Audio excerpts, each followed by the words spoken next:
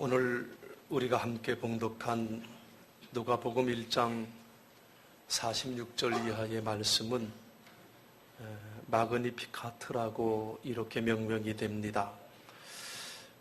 내 영혼이 주를 찬양하며, 이 찬양하며가 라틴어로 마그니피카트, 위대하다라는 의미를 갖고 있는 그러한 말입니다.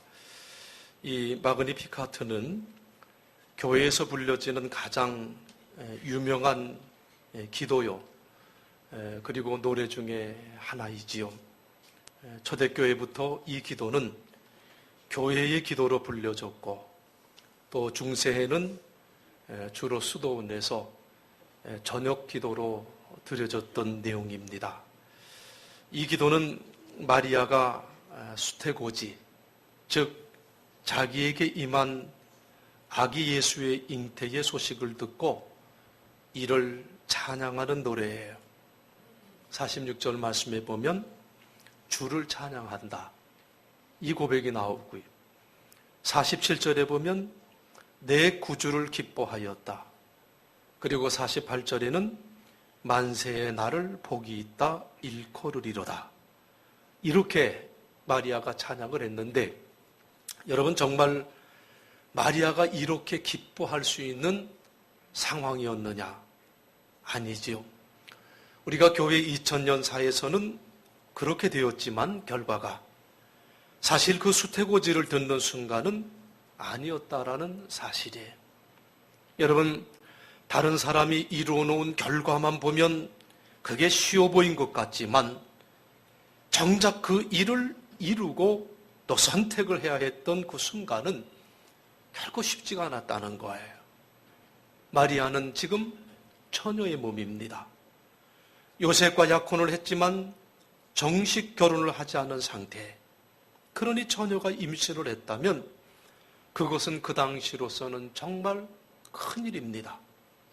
약혼자 요셉의 입장에서 보면 다른 남자와 불륜을 저질렀다는 생각을 갖게 될 것이고요. 그리고 신명기에서 주어진 율법에 따르면 이미 약혼한 처녀가 다른 남자와 정을 통하면 둘 다 돌로 쳐 죽이도록 이렇게 명령이 되어져 있습니다.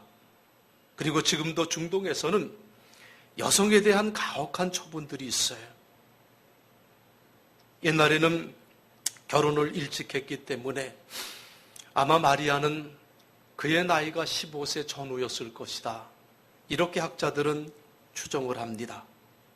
아무리 이스라엘 민족이 메시아를 기다리고 있었지만 자기 몸 안에서 메시아가 탄생한다고 하는 것은 어린 처녀로서는 너무나도 감당하기 힘든 그러한 일이 아니었겠습니까? 그렇지만 마리아가 어떻게 했습니까? 38절의 말씀에 보니까 마리아가 이르되 주의 여종이 오니 말씀대로 내게 이루어지이다 하며 천사가 떠나가니라, 이렇게 기록이 되어져 있습니다. 정말 엄청난 그러한 소식 앞에서 마리아는 내가 주의 여종이다 말해. 그러니 말씀대로 내게 이루어지기를 원합니다. 여러분, 마리아의 이런 태도를 가리켜서 순명이다, 다시 말해서 순종이다, 하나님의 뜻에 기꺼이 따르는 그러한 모습임을 우리에게 보여주고 있습니다. 여러분, 하나님의 뜻과 내 뜻이 서로 반대가 될 때, 하나님의 생각과 내 생각이 서로 다를 때 우리는 어떤 선택을 여러분 해야만 되겠습니까? 여러분, 이때 하나님의 뜻을 선택하는 것이 바로 순명이요, 그것이 순종이라고 하는 것을 믿으시기 간절히 바랍니다. 여러분이 지금 이 갈림길에 서 있다고 한다면 여러분들은 어떤 길을 선택하시겠습니까? 조용히 시집가서 내가 편하게 살겠다, 아니면 자기의 인생이 어그러지더라도 하나님의 뜻을 따르겠다. 이 갈림길에서 마리아는 기꺼이 주님의 뜻을 따르기로 결정하는 모습을 오늘 우리는 본문에서 보게 돼요. 그런데 사실 우리가 하나님의 뜻을 쫓아 살기가 어려운 이유 중에 하나는 하나님의 뜻을 확실히 모른다는 데 있어요. 마리아처럼 확실히 하나님의 뜻이 주어진다면 순종하겠는데 어떤 때는 이게 하나님의 뜻인지 아닌지 정말 알지 못할 때가 있다는 거예요. 그런데 여러분, 실상 마리아도 처음부터 이것이 하나님의 뜻이라는 확신을 가진 것은 아니었었습니다. 주의 여종이오니 말씀대로 내게 이루어지이다. 여러분, 이 고백은 하나님의 뜻이면 저는 하나님의 뜻에 따르겠습니다. 나는 그 고백이라는 거지요. 이 마리아의 위대함은 그가 하나님의 뜻을 분명히 알았다는 데 있는 것이 아니라 언제든지 하나님의 뜻에 순종할 각오가 나는 되어 있습니다. 그 고백이거든요. 그것이 마리아의 참으로 위대함이었다. 그런데 그 이후에 마리아가 어떻게 했습니까? 정말 하나님의 뜻인지 확인하기 위해서 자기 친척 엘리사벳을 방문을 하지요. 거기서 뱃속에 있는 세례 요한의 표징과 엘리사벳의 고백을 통해서 이것은 하나님의 뜻이로구나. 그것을 확인하게 됐고, 그리고 오늘 읽은 마그니피카트라고 하는 이 찬양을 마리아는 하게 됩니다. 여러분, 처음부터 하나님의 뜻을 명확히 알 수 없는 경우가 참으로 많습니다. 그러나 우리가 하나님의 뜻에 순종하겠다는 자세를 가지고 기도하는 것이 얼마나 중요한지 몰라요. 순종의 마음이 있으면 하나님께서 우리에게 여러 가지 증거를 보여주실 것이고, 그 증거를 통해서 하나님의 뜻이 이런 거로구나, 우리가 깨닫는 길로 인도함을 받을 수 있다, 그 말씀이에요. 그런데 우리는 그러기도 전에 나에게 손해가 될 것 같으면, 그것이 하나님의 뜻같이 보일지라도 미리 차단을 시켜버리는 것이 우리의 삶이에요.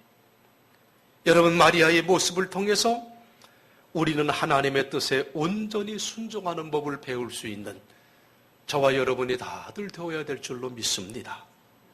사실 순종의 길이 쉽지 않지요.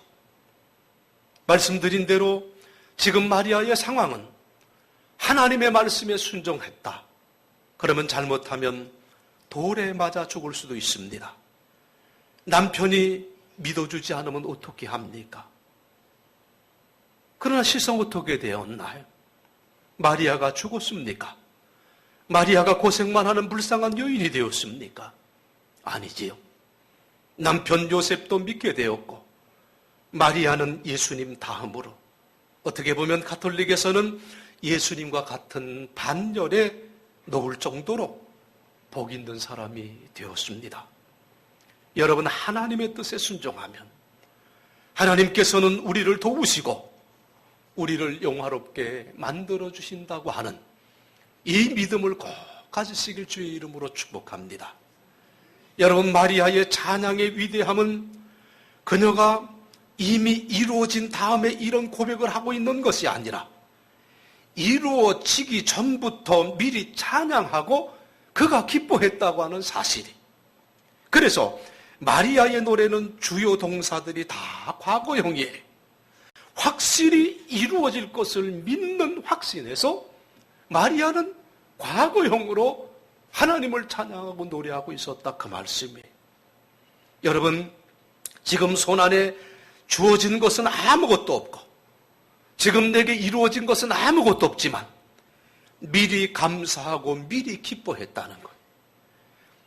또 그 기뻐하는 이유도 단순히 자기 소원이 이루어지는 것이나 기도가 응답이 되어서 기뻐하는 것이 아니라 그 말이, 장차 자기가 만세의 복 있는 여인이 될 것 때문에 기뻐한 것도 아니, 그녀의 기쁨은 다름 아니라 부족하지만, 연약하지만 나를 통해서 하나님의 뜻이 이루어진다, 거기에 마리아의 기쁨이 있었다, 그 말씀이.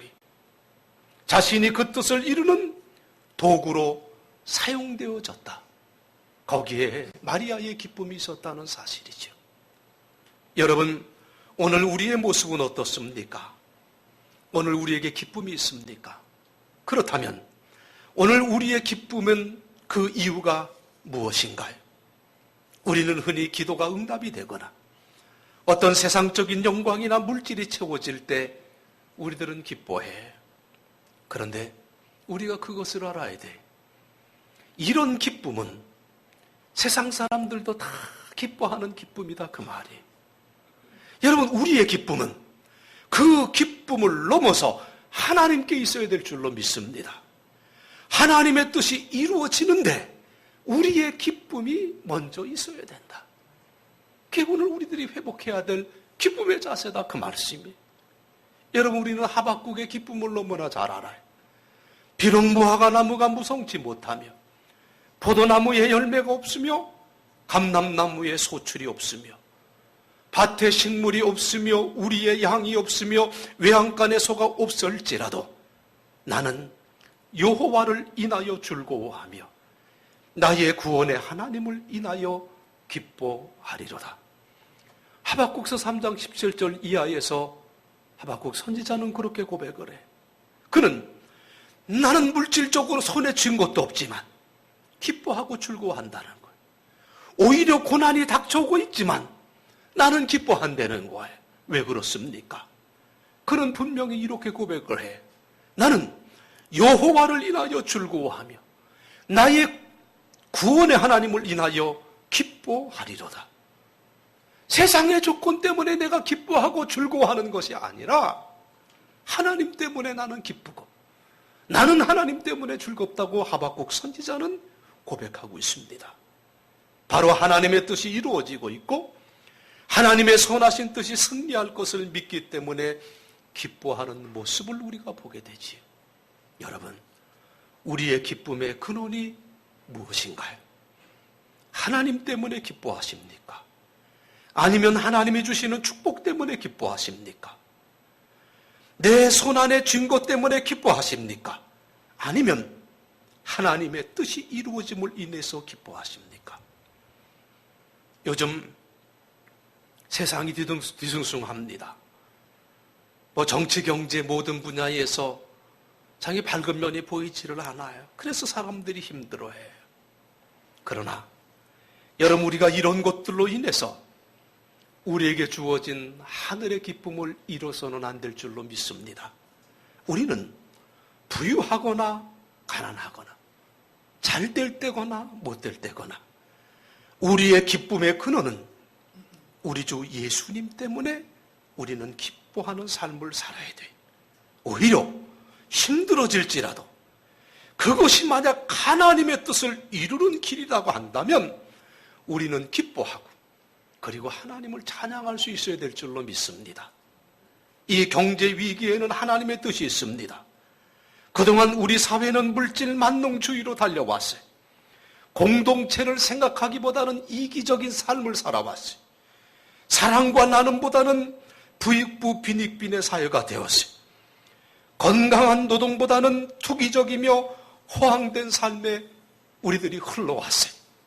이 모든 것들을 그 바닥에서부터 뒤집으시며 하나님은 우리가 정말 하나님을 믿고 하나님의 말씀에 순종하는 사회와 사람들이 되기를 원하시는 줄로 믿습니다. 여러분, 위기라고 하는 것은 역설적으로 하나님께서 살아계시다고 하는 증거에 하나님의 심판의 경고가 이루어지고 있기 때문인 줄로 믿습니다. 오늘 우리는 떡으로 사는 존재가 아니라 하나님의 말씀으로 인해서 사는 존재라는 사실이지요. 떡은 상실될지라도 그 대신 말씀이 우리 안에 가득하다면 우리는 그것 때문에 충분히 기뻐할 수 있는 그 믿음이 오늘 저와 여러분에게 있어야 될 줄로 믿습니다.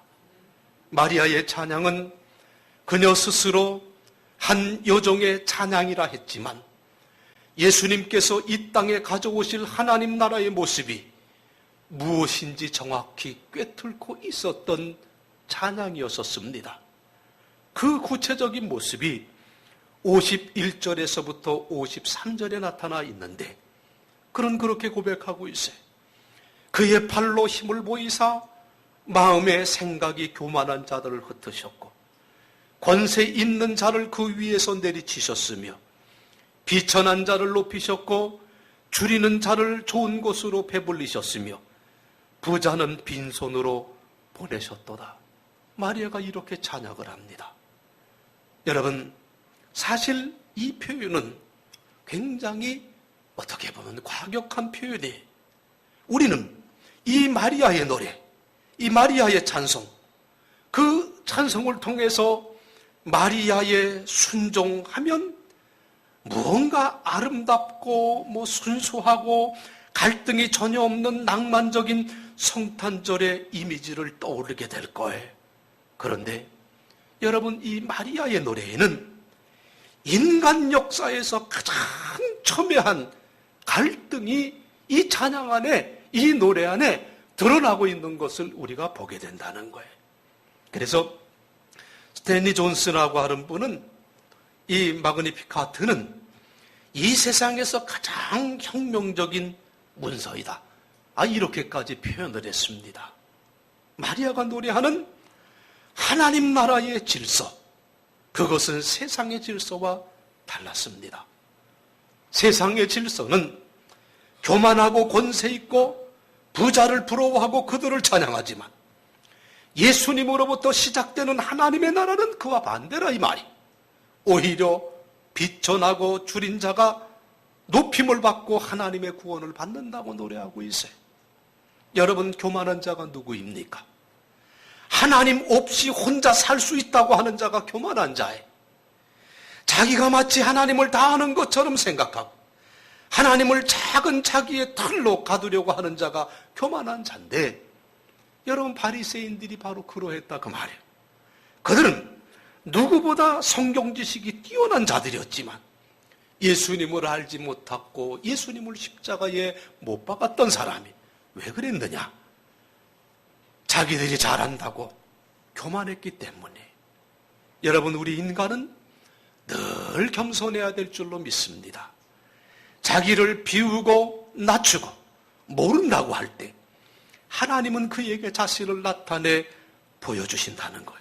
그래서 권세 있다고 거들은 비우고 권력을 마구 행사해서는 안 돼.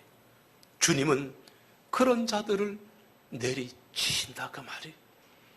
여러분, 우리의 역사의 현장에서도 보았지만 권세를 가지고 휘둘렀던 그러한 자들의 말도가 어떠했습니까? 한마디로 비참했어요. 여러분, 권세라고 하는 것은 섬기고 일하라고 주신 것이지 자기 이익을 쫓고 힘없는 자들을 누르라고 주어진 것이 아니에요. 경제적으로 힘든 이때에 서로 신뢰하고 통합해도 힘든데 지금의 정치인들은 자꾸만 분열의 정치를 통해서 자기 자신의 세력만을 결집시키려고 하는 이런 안타까운 모습을 우리에게 보여주고 있어요. 오히려 어떻게 보면 우리 대한민국 국민들이 모두가 한마음 되는 것을 그들은 두려워하고 있는 것이 아닌가, 이런 생각이 들 정도의 행보를 보이고 있는 것을 보게 돼요. 여러분, 이러한 모든 것이 자신에게 주어진 권력을 잘못 사용하는 자들이고 남용하는 자들인데, 여러분, 하나님은 이러한 자들을 내리치신다는 것을 우리는 알아야 돼. 큰 국가의 단위뿐만 아니라 회사나 교회에서도 자기에게 주어진 조그만 권력을 남용하려고 하는 사람들이 사실 있습니다. 그들은 마리아의 경고에 귀를 기울여야 될 줄로 믿습니다. 하나님은 권세 있는 자를 그 위에서 내리치셨으며 비천한 자를 높이셨도다. 여러분, 지금 북한에서 일어나고 있는 문제들이 뭡니까? 자기 마음에 들지 않는 자들은 힘으로 누르거나 법의 올가미로 얽매여 죽이지 않습니까? 저는 지금 저렇게 극악무도하게 달려가고 있는 저 모습이 다르게 보면 심판의 때가 곧 오는구나, 저는 그런 생각이 자꾸만 들어요. 여러분, 권세는 섬기라고 주어진 것, 내게 주어진 작은 그 힘은 섬기라고 주어진 것이다. 이 사실을 우리는 잊어서는 안 될 줄로 믿습니다. 마리아는 또한 장차 예수님께서 이 땅에 이루실 사역을 이렇게 찬양을 했어요. 줄이는 자를 좋은 것으로 배불리셨으며 부자는 빈손으로 보내셨도다. 그 어느 성경보다도 누가복음은 가난한 자에 대한 하나님의 관심이 얼마나 지대한가, 그것을 우리에게 보여주고 있습니다. 가난한 자에 대한 관심뿐만 아니라 반대로 부자에 대한 경고도 담고 있습니다. 3장에서 이어지는 세례 요한의 회개의 촉구에 대한 메시지도 마찬가지. 세례 요한은 어떻게 회개해야 되는가? 질문을 바꿔서 이렇게 대답을 하지요. 대답하여 이르되 옷 2벌 있는 자는 옷 없는 자에게 나눠줄 것이요 먹을 것이 있는 자도 그렇게 할 것이니라. 그렇게 말씀을 했어요. 누가복음 4장 18절과 19절은 예수님의 공생애를 시작하면서 선포하신 말씀인데, 그 말씀에도 이렇게 주님은 선포하셨습니다. 주의 성령이 내게 임하셨으니 이는 가난한 자에게 복음을 전하게 하려 하시고 내게 기름을 부으시고 나를 보내사 포로된 자에게 자유를, 눈먼 자에게 다시 보게 함을 전파하며 눌린 자를 자유케 하고, 그렇게 선포하고 있습니다. 여기 가난한 자는 단어 그대로 물질적으로 궁핍한 자를 말합니다. 포로된 자는 감옥에 갇혀있는 자들이, 주님은 이렇게 줄이고 핍박당하는 자들에게 해방과 구원의 소식을 전하기 위해서 이 땅에 오셨어요.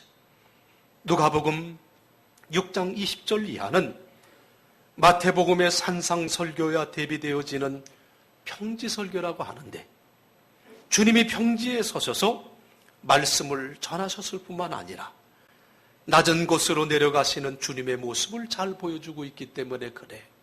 주님은 이곳에서 팔복과 비슷한 말씀을 선포하시는데 산상수훈과는 조금 다른 가르침이 있습니다. 가난한 자는 복이 있나니 하나님의 나라가 너희 것이며, 이제 줄인 자는 복이 있나니 너희가 배부름을 얻을 것이요, 이제 우는 자는 복이 있나니 너희가 웃을 것이며. 누가복음 6장 20절 이하에서 이렇게 말씀하셨어요. 이 말씀을 사람들이 영적으로 해석해서 희석시킬 것을 염려하셨던지 주님은 또 이렇게 덧붙이셨습니다. 그러나 화 있을진저 너희 부요한 자요, 너희는 너희의 위로를 이미 받았도다. 화 있을진저 너희 이제 배부른 자요, 너희는 줄이리로다. 화 있을진저 너희 이제 웃는 자요, 너희가 애통하며 울리로다. 그렇게 말씀을 했습니다. 너무 과격해요. 너무나 과격해. 그런데 이게 예수님의 말씀이에요. 여러분, 12장에 가면 어리석은 부자에 관한 내용이 기록이 되어 있어요. 이 부자는 사실 세상적인 눈으로 보면 참 현명한 사람입니다. 소출이 풍성해지니까 곡간을 더 크게 짓고 그곳에 모든 곡식과 물건을 쌓아뒀어요. 그리고 뭐라고 했습니까? 이제 우리가 많은 것이 있으니 이제는 먹고 즐기자. 그렇게 노래를 합니다. 여러분, 우리가 부러워하는 부자의 모습이 아닙니까? 그런데 우리 주님은 그 모습을 어떻게 평가를 하시나요? 12장 20절 21절에 보면 하나님은 이르시되 어리석은 자여, 오늘 밤에 내 영혼을 도로 찾으리니 그러면 내 예비한 것이 네 것이 되겠느냐 하셨으니, 자기를 위하여 재물을 쌓아두고 하나님께 대하여 부여치 못한 자가 이와 같으니라, 이렇게 말씀을 하셨어요. 하나님께 부여하지 못했다는 뜻은 자기 재물로 가난한 사람을 돕지 않았다는 뜻 아닙니까? 가난한 사람을 돕는 것은 하늘의 상급을 쌓는 것과 같다는 거예요. 그래서 주님은 14장에서 예수님께서 잔치를 배설하거든 차라리 가난한 자들과 병신들과 저는 자들과 소경들을 정하라, 그렇게 말씀을 했어요. 왜냐하면 그리하면 저희가 갚을 것이 없는 거로 내게 복이 되리니 이는 의인들의 부활 시에 내가 갚음을 받겠습니다. 그 이유를 분명히 우리에게 말씀해 주고 있어요. 여러분, 또 16장에 가면 그 유명한 부자와 거지 나사로의 비유가 나와요. 우리는 아무리 이 비유를 읽어보아도 거지 나사로가 예수님을 잘 믿었다든지 하나님에 대한 믿음이 있었다든지 이 내용은 전혀 나오질 않습니다. 그리고 부자가 예수를 믿었다든지 믿지 않았다든지 그런 말씀도 사실은 그 비유에는 기록되어져 있지 않아요. 그렇다면 부자는 왜 지옥에 갔고 나사로는 왜 아브라함의 품에 안겼는가? 질문이 생길 수밖에 없습니다. 여러분, 이유는 단 한 가지. 거지 나사로는 이 세상에 살면서 가난하고 힘들었게 살았기 때문에, 부자는 거지 나사로를 외면하며 호의호식하며 살았기 때문 아니겠습니까? 이는 아브라함의 말에서 확인될 수가 있어요. 16장 25절에 보면 아브라함이 이렇게 얘기를 합니다. 너는 살았을 때에 내 좋은 것을 받았고 나사로는 고난을 받았으니 이것을 기억하라. 이제 저는 여기서 위로를 받고 너는 고민을 받느니라. 그렇게 말씀을 해요. 저는 이 말씀을 보면서 하나님의 마음을 이해하려고 노력합니다. 한번 여러분 생각해 보세요. 여러분에게 두 아들이 있습니다. 그런데 이 두 아들이 다 좀 잘 되고 잘 나가고 잘 살았으면 좋겠는데, 한 아들은 참으로 부유하고 잘 나가는데 한 아들은 너무나도 안 되고 그리고 너무나도 가난하게 살아가요. 그러면 이 두 아들의 아버지는 누구에게 더 관심이 갈까요? 누구에게 관심이 가요?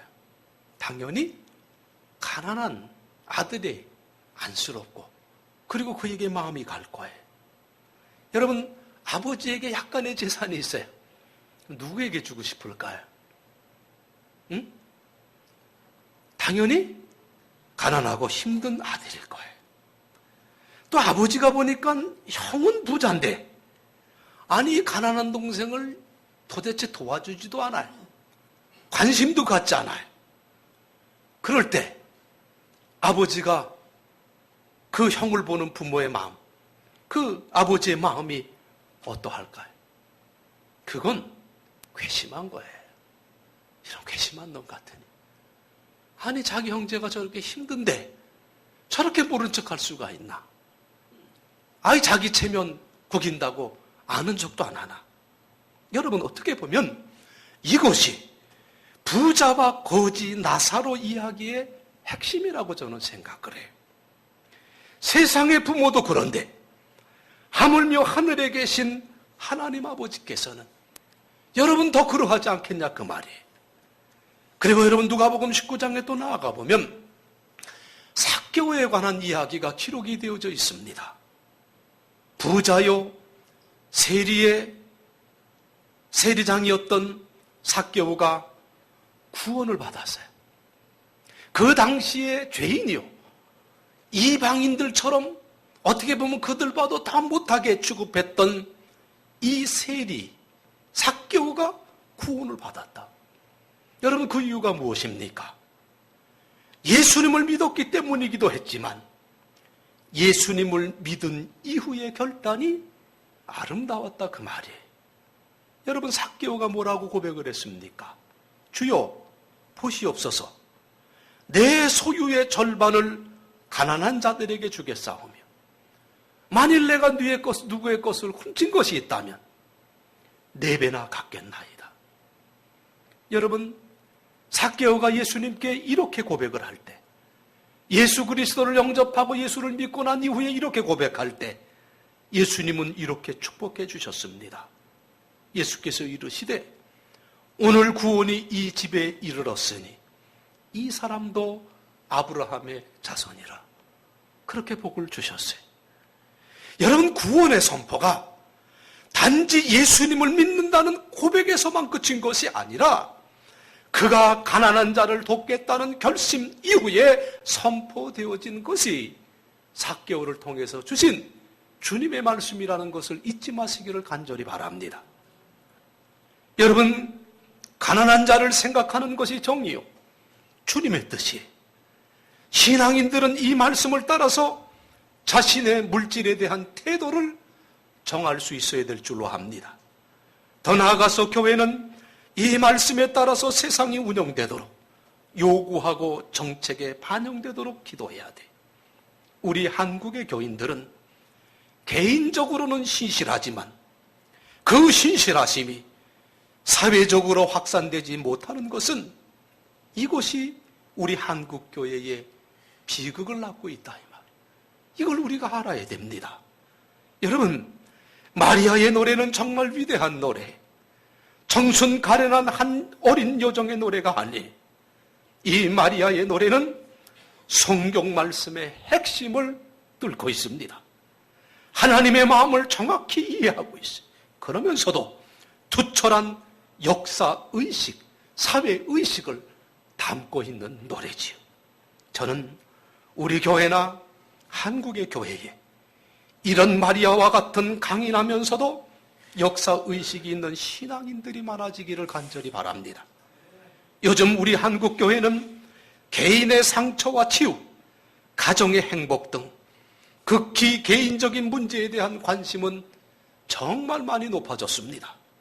그러다 보니 자기 상처만 안고 끙끙대지 민족의 상처를 안고 끙끙대는 사람들은 점점 적어지고 있습니다.